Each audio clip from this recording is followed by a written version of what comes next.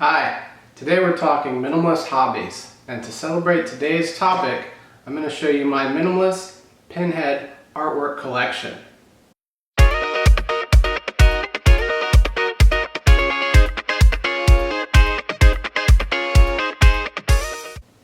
So minimalist hobbies, you'd think, does that mean we have to have small hobbies? And maybe so. So, my minimalist pinhead artwork collection, let's take a look. Here we have the pinhead Mona Lisa, and the pinhead Scream, and the pinhead Starry Night. Alright, actually, I'm just joking. That's not my artwork collection. You don't have to have small hobbies as a minimalist, but what you do want to do is downsize your hobbies in a way that they can still be enjoyable yet not have as much clutter. And to show you what I mean by that, I'm going to show you some of my camping equipment. Camping is one of my hobbies. We don't do it all the time, but we do it a few times a year, and we like to get outdoors and just spend some time in nature and enjoying all the outdoors and getting out into the woods and spending time with family. My daughter really enjoys it, so it's something that we can do as a family and have fun together. And that's great, but the downside to camping is a lot of times it takes a lot of equipment to go camping with. Not always, but sometimes. A lot of people go backpacking, so it's obvious that you can fit all the equipment in your backpack, but that's not always ideal. So what I'm going to show you is my camping collection, where we've downsized from what used to take up an entire pickup truck plus some, and now it fits in like one seat in the back seat of my Jeep, actually half the seat. So you'll be able to see, what kind of stuff we're taking camping, and to see that, just because you're minimalist doesn't mean you need to give up your hobbies. You can do some things that are still fun with the family, or, just things that you personally enjoy, and do it in a way that doesn't create a lot of clutter. So, today I'm going to show you the example of that. Here we have my camping equipment. It's over here in the corner. You can see it doesn't take up a lot of space, and we basically have everything that we need to have an enjoyable weekend camp out without having it take up a whole bunch of space. Now, this amount of camping gear you could fit in your trunk. We fit it in the Jeep. We have 3 people in my small Jeep Wrangler, me, my wife, and my daughter, and then the other half of the seat is dedicated to the camping equipment we need to bring. So let's go through some of it just so you can see an example of how we've downsized our camping equipment. I've read from some others on the internet about people like to go camping, but they're not sure how to downsize and still have a good time and still have everything you need. So this is just one example.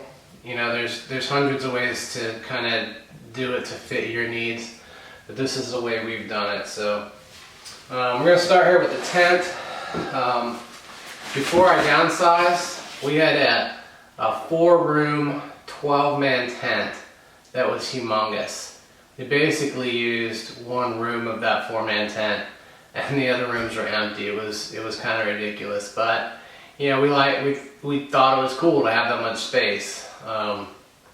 So since then we've downsized to this. This is a marmot tent. It's a 4-person tent. Like all tents, when they say 4 people, what they really mean is 3 people, unless you want to be really crowded, and then you can fit a 4th. This one's a pretty good one. It's a Limelight 4P, in case you're interested. It's fairly lightweight. It's not exactly a backpacking tent, but it's a good tent for what we needed. I needed something compact, something that didn't take up a lot of space. So that's kind of what we went with there. We got this one on sale at Gander Mountain. Normally they're, I don't know what it was, $300, $350. We got on sale for $200, so it was a good deal, and it's a tent that can last us a while. This box here, this is for when we're camping in places that have electric. We've got a heater and a fan. We don't always bring this box with us. It depends on where we're camping. We're actually going camping this weekend, and the spot we're camping at doesn't have any electric, so this box will actually be left at home this weekend. But you know, if we do camp somewhere with power, it's nice in the winter to have some heat, or in the summer to have a fan blowing. So we've got that, some electric cords, and a couple of splitters just in case we need to split power. But this weekend, this box is staying home, and we'll be bringing this box. Let me jump over here real quick. You know, sleeping bags. Everybody needs a sleeping bag when you're camping. You know, we used to do an air mattress and like sheets and blankets and stuff, but those don't really pack down as well as a sleeping bag does, and it doesn't keep you as warm either. So you know, if everybody has their own individual bag, it's kind of better for keeping the number of items down and the bulk of the items down, because a few blankets, they just don't pack down as well. And with this, you don't need sheets or any of that stuff. You just climb in the bag. We don't like to go completely without comfort, so we've got these. These are called bunkhouse sleeping pads by Gander Mountain. It's basically the same as a thermal rest, which is a foam pad that fills with air. So if you open a little valve, and it kind of self-fills with air as the foam expands. And then you close the valve, and you've got like a combination air mattress slash foam pad. These ones are 2 inches thick. You know, it's not the most comfortable thing in the world, but it sure beats sleeping on the ground. So we've got 3 of those. We've got one for each of us. And you know, we find it works a little better than an air mattress, because with an air mattress you usually also have to bring like a big pump to fill it up, and the air mattress we had just didn't fold down very compact, so we like those better.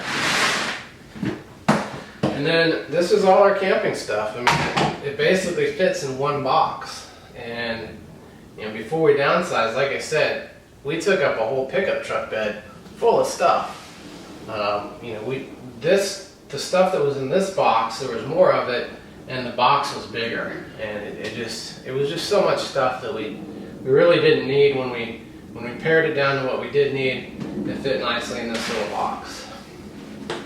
We've got like a welcome mat type thing that rolls up. This is good because you know, you don't track as much dirt and sand in your tent, although I seem to have tracked it onto myself. You know, styrofoam cups for morning coffee or hot chocolate. And we've also got some plastic cups. And we've got paper bowls, because one of my favorites is some camp chili. And also some paper plates and plastic forks and knives and spoons. Now that type of stuff, you know, you have the option. You can either bring like real plates, or you can go with like the plastic or styrofoam. Kind of a personal choice there. It depends on, you know, if you bring real plates, then you've got more to clean up afterwards. This is, you know, easy. You just kind of throw it away when you're done. So, you know, personal choice there, personal preference.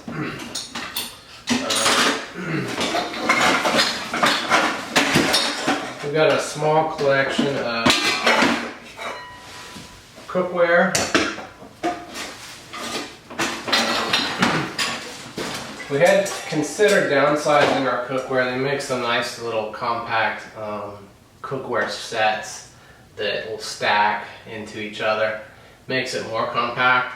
This is stuff that we already had. We had upgraded our kitchen cookware at some point, and these got tossed into the camping bag. Basically, it's 2 frying pans, and then these 2 small cooking pots. And we actually downsized our stove too, so we don't necessarily use all these like we used to. We used to have a 2-burner stove, And I actually downsized to this little backpacking stove. But you know, sometimes you could still cook over the fire, or we usually camp with friends, and they usually bring stoves and stuff anyway, so there's always extra stuff to cook on. But that's my little backpacking stove. It's a Peak 1 multi-fuel stove. I've had this since I was in Boy Scouts at like 12 years old, so I've had this for a long time. I did have to replace some of the seals at one point, but it was quick and easy, and it works good as new. So that's a good little stove. And the cooking stuff, it's kind of what takes up a lot of space in your camping stuff, so it's kind of necessary. I like to eat, so. And then we've got this to heat water in, usually for hot chocolate, although you could also make, you know, instant coffee. This was a percolator for regular coffee, but we didn't really use it for that, so we tossed that part, kept the pot. Trash bags. Everybody needs trash bags. Should always take that when you go camping. We always like to also pick up any trash that's around the campsite and leave it better than when we arrived. So having plenty of trash bags helps that. Cooking utensils. You know, the tongs for grabbing hot dogs or whatever else you might be cooking.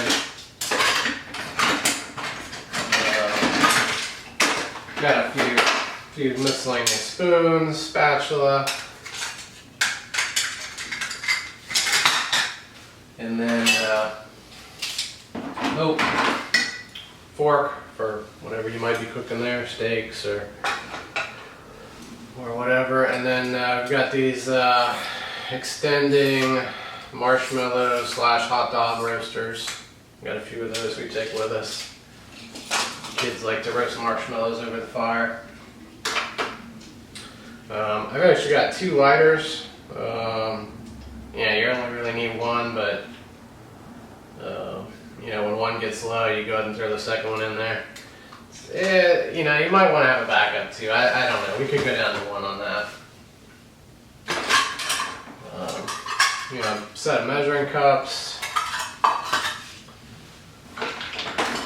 And bottle of dish soap for doing your dishes at camp.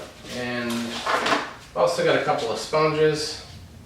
That one looks like it might need to be tossed out. It's looking a little used. But you know, a good sponge with the kind of Brillo pad on the backside for scrubbing the hard stuff.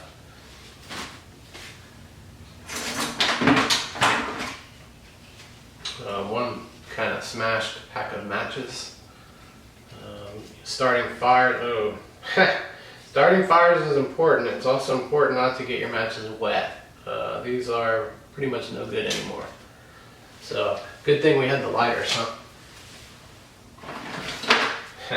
Can opener. I don't know how many times, you know, you end up going camping and you bring canned food and no can opener. Well, make sure you got one of those.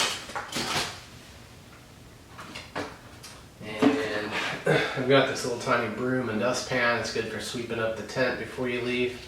You know, before you pack it up, you always tend to track dirt and stuff into the tent.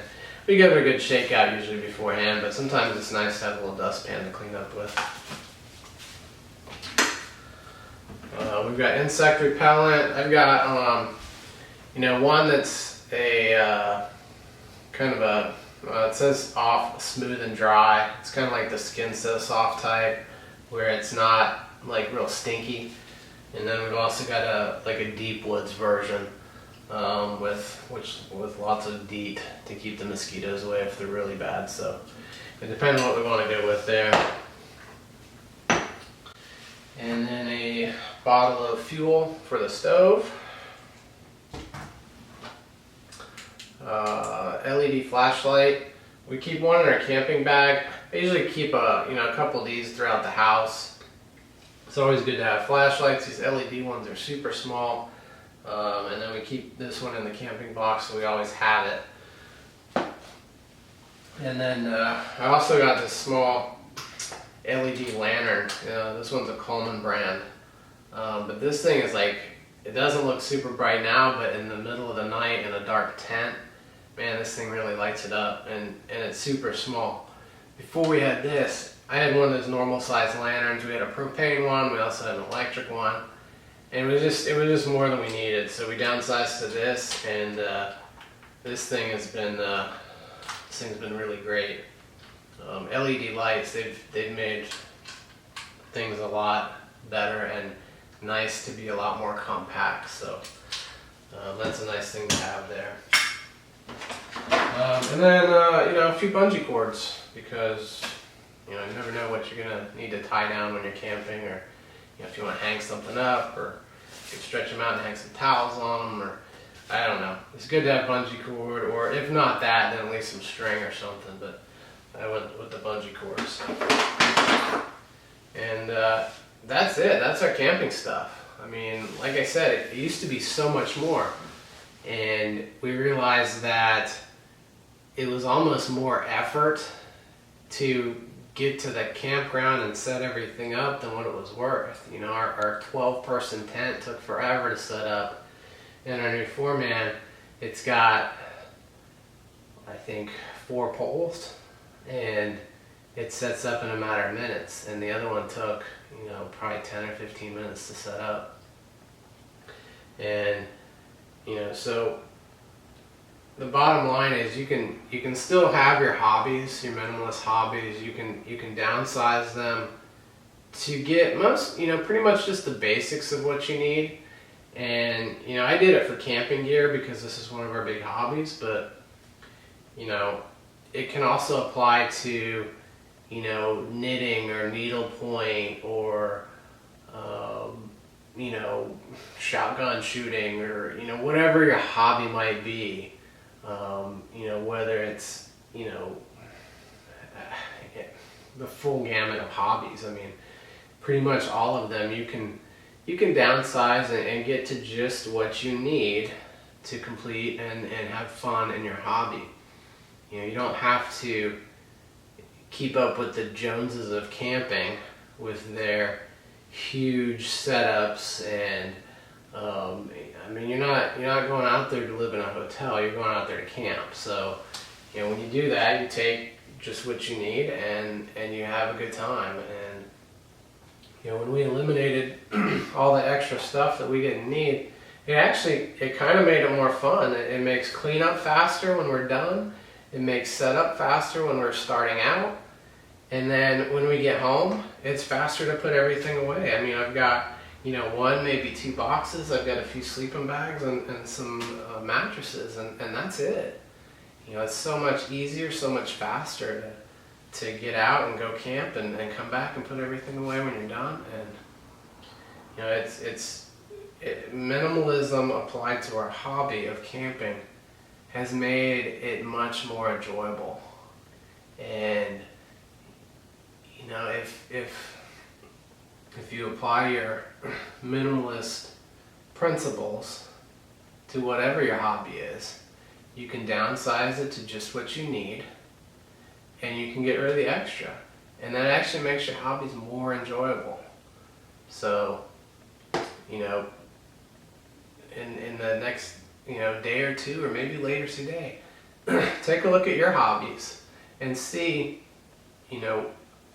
do you have extra stuff that you don't need anymore that doesn't apply to your hobby?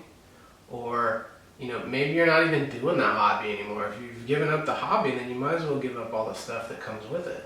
But if you're still going to do it, then look at what you have. I know I see a lot of the minimalists talk about knitting or craft type stuff, like scrapbooking and stuff. And that type of hobby comes with a lot of stuff.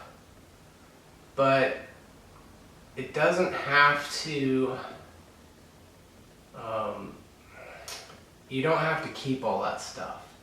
If you buy some stuff for one project that you're working on, say a particular scrapbook, you don't have to keep all the extra scrapbooking supplies that you don't need. Unless you have something that you're actually going to use those for. That just in case type of stuff, that's what creates clutter.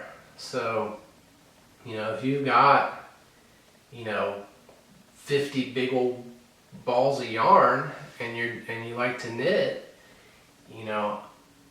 do you really need that much yarn? Maybe you do if you're actively using it. But if you're knitting as often as we camp, which is a couple times a year, then you don't really need a whole room full of knitting stuff. Just like we don't need a whole room full of camping stuff. So, look at what you need, look at what your hobby requires, look at how often you're doing it, and then decide how much stuff do you really need. So, that's it for today. That's all I really had to go over here. Hopefully you can take what you've seen here. If you camp, maybe you can get some ideas for downsizing your camping stuff. If you have other hobbies, maybe you can go through those hobbies and look at how much stuff you really need for those hobbies. And let's get it decluttered. Let's get rid of the extra so that you can better enjoy the hobbies and feel the joy that those hobbies bring to you. Thanks for watching, and we'll see you next time.